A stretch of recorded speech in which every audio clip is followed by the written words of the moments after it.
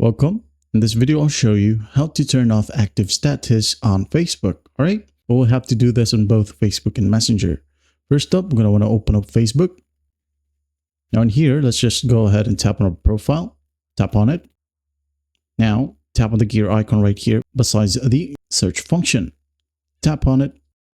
Now in here, just go ahead and scroll down until you find the section Audience and Visibility. Now in here, just go ahead and tap on Active Status. All right, tap on it. Now make sure that the slider is turned off.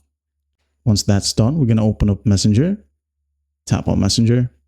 Now in here, just go ahead and tap on the three horizontal lines. All right, tap on it. Now tap on Settings. Tap. In here, scroll down a bit until you find a profile in this section. As you can see, Active Status. Make sure that this is turned off as well. That's basically how you do it. Well, I hope this video helps, and I'll see you in the next one.